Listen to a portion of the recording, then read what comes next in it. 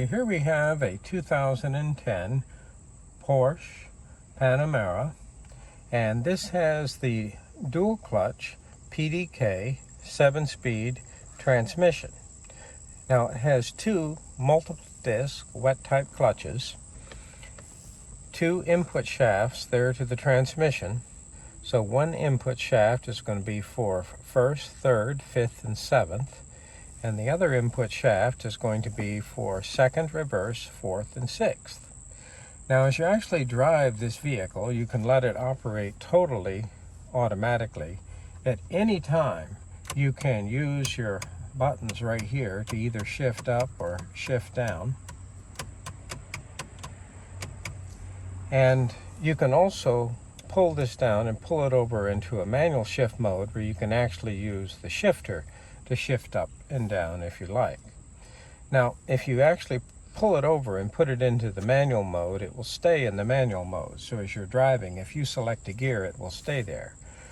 If it's in drive at any time and you decide that you don't like what gear it's in, you can use these buttons to shift up or shift down. And after a few moments, it will go back to automatic operation. So that works out very well.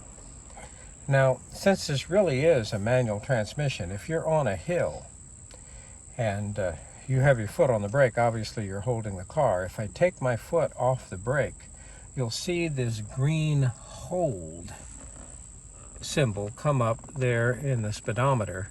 And what that's telling you is that the brakes are still applied. They're actually holding the vehicle. So as you press the accelerator, the brakes will progressively release as the clutch applies and the vehicle will scoot away. So it really feels like a conventional automatic transmission. You can feel a little bit of a difference, but it feels like an automatic transmission. Now, there are 7 speeds forward, so these ratios are pretty close together. So as it shifts, the shift is in less than 100 milliseconds. It is pretty much imperceptible. Even when I'm under tremendous load and accelerating, the actual cooperation of the transmission controller and the engine controller are such that the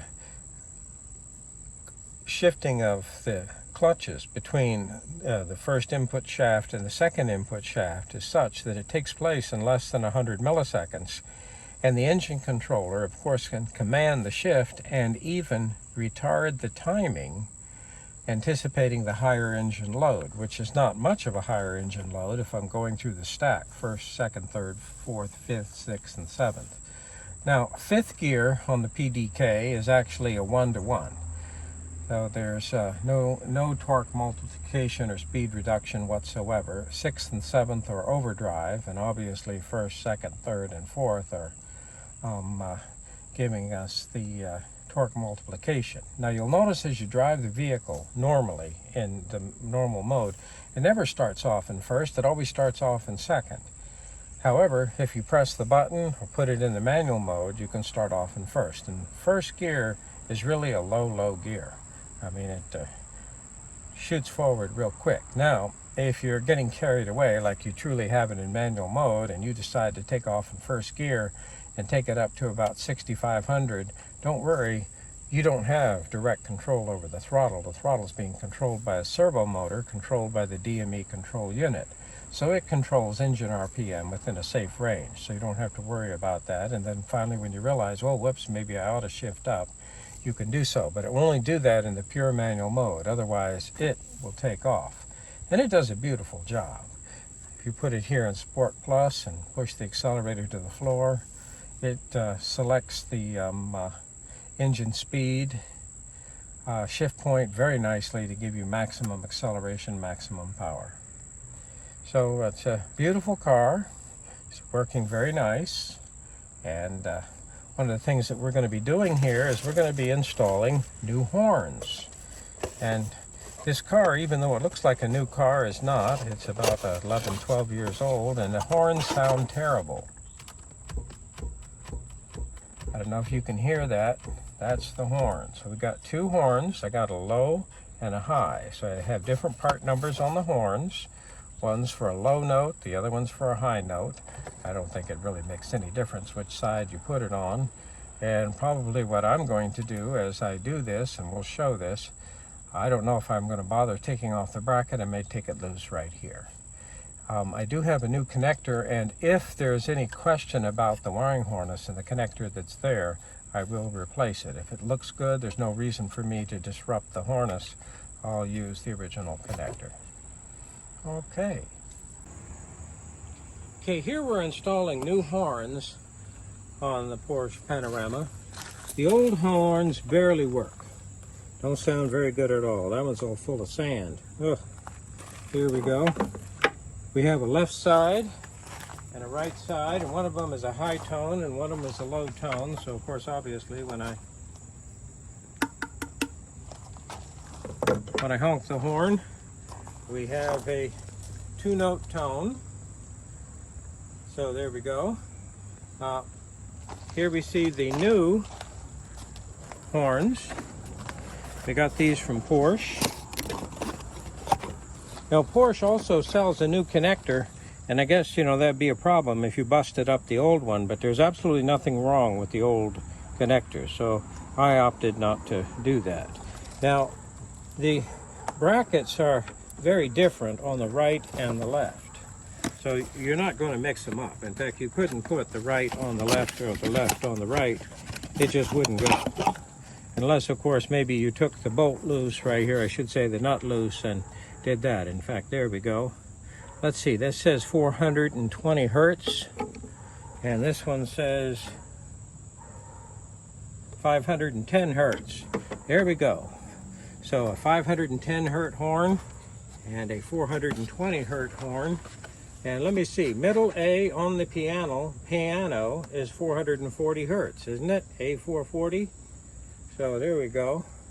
So slightly above and slightly below middle A on the piano. Now, as you notice that I had to remove the whole bumper cover, and it's not that difficult. And real quick, just to review, removing the bumper cover, it's been placed in a safe location. Now, if you want to service the air cleaner, you're going to have to remove the bumper cover. And let's take a look at an air cleaner on a Porsche.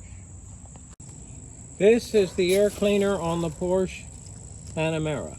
Now, this one obviously has been replaced probably at least once in its life. It's a MAN filter made in Germany. Here we see the lower housing. And of course it was filled with sand. I carefully shook it out and wiped it out. Okay, and here we see Porsche's HomeLink module. They're attached to the bottom of the air cleaner housing. Now, to remove the horns, and of course starting removing the bumper cover, first thing you're going to do is, well, you've got to remove the headlights. But remember, in the trunk, there is a special headlight tool. And that headlight tool is just simply a metric Allen wrench, and it releases the retainer for the headlights. So I simply turn this in the direction such that this is forcing outward, and I'm able to carefully grab the headlights. Use your hands, don't use any tools. Give it a stiff pull, and there's the connector for the headlight. And this is actually a vent for the headlight. Here, so it kind of keeps the headlights sealed. I got to vent them so they don't build up a pressure, but also help keep water out. And here we see the other side. Here's the headlight. For the other side, I took them out and put them in a very safe place. I think those headlights are about $2,000 a piece. And there we see the release mechanism for the headlight. Like I said, the tool is in the trunk. Now, taking the bumper cover off. Okay, now for taking the bumper cover off. What tools am I going to need? Well, first of all, you're going to need a 30 Torx, and you're going to need a 25 Torx. And you'll notice that quite a few of the fasteners are 30 Torx. I have a series of 30 Torx fasteners going across the front and across the bottom of the bumper cover. These are 30 Torx. I'll have a Torx fastener hiding right back in a corner here. Don't forget this guy, he's 30 Torx.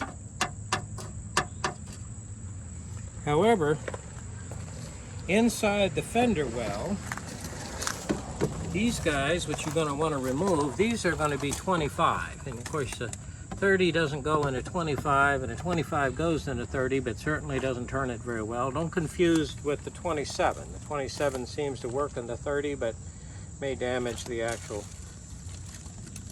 torque fastener. Of course, these aren't very tight. They're going into plastic. It probably worked just fine. All right, let's talk about some of these electrical connectors right here. And I just sprayed it a little bit with a silicone spray that has a very benign, it doesn't have any type of solvent properties that are going to damage this, provides a nice lubrication.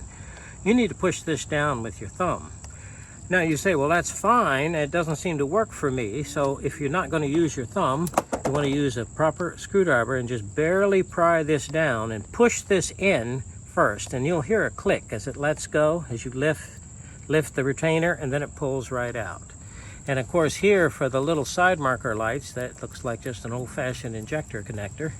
Maybe not that old-fashioned. I have another connector here, which I unplugged unnecessarily. I didn't need to unplug this, so I shouldn't have unplugged that one right there. This one I had to unplug because that went to some of the components there in the actual bumper cover, which I put away to the side. Okay, now here are a couple of connectors that you're going to have to take loose, and these go for, I guess we're going to call the driving lights. And here we see the fitting for the headlight washers. We're going to need to take that loose, and by the way, you just press on that. Don't try to take it apart. Just press on it and it will pull right out. Now I can't put it on there because there's actually a T that goes on there. Let's take a look over to the other side.